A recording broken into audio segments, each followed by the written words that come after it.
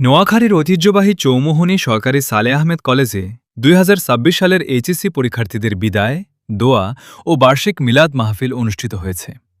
মঙ্গলবার ৩০ জুন সকাল ১০টায় কলেজ মিলনায়তনে আয়োজিত অনুষ্ঠানে আগত অতিথিদের ফুল দিয়ে বরণ করে নেন শিক্ষার্থীরা।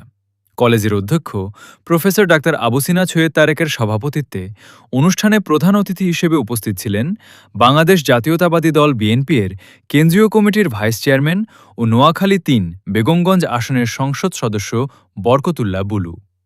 বিশেষ অতিথি হিসেবে উপস্থিত ছিলেন জেলা বিএনপির সাবেক সদস্য শামীমা বরকত লাকি, কলেজের উপাধ্যক্ষ প্রফেসর সৈয়দ মোহাম্মদ ওমর হাফিজ, দোয়া ও বার্ষিক মিলাদ কমিটির আহ্বায়ক প্রফেসর জাফর আলম, বেগমগঞ্জ উপজেলা বিএনপির আহ্বায়ক কামাখ্যা চন্দ্র দাস, চৌমুহনী পৌর বিএনপির আহ্বায়ক জহিরুদ্দিন হারুন, উপজেলা বিএনপির সদস্য সচিব মাহফুজুল হক আবেদ, পৌর বিএনপির সদস্য সচিব মোহাম্মদ মহসিন এবং কৃষক দলের কেন্দ্রীয় যুগ্ম সাধারণ সম্পাদক শাহ আবদুল্লাহ আল বাকিসহ প্রমুখ।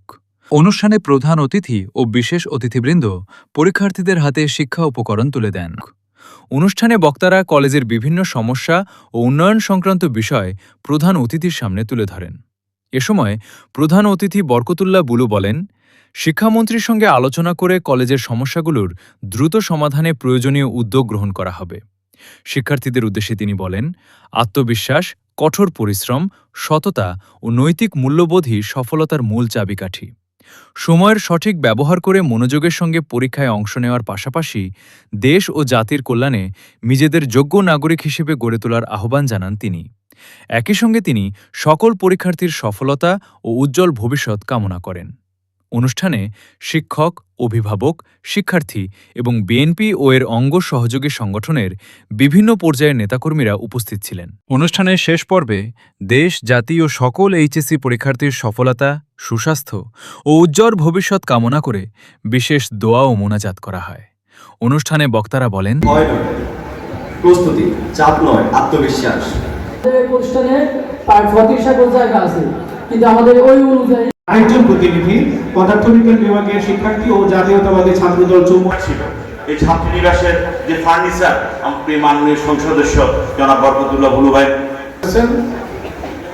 বিএনপি গণপ্রজাতন্ত্রী বাংলাদেশ সরকারের মাননীয় প্রধানমন্ত্রী ছিলেন আপসীন নেত্রী, দেশনেত্রী, আমাদের মায়ের সমতুল্য বেগম খালেদা জিয়া।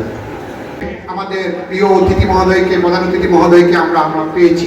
অত্যন্ত সংক্ষিপ্ত সময়ের মধ্যে স্যার আমাদেরকে সময় দিয়েছেন।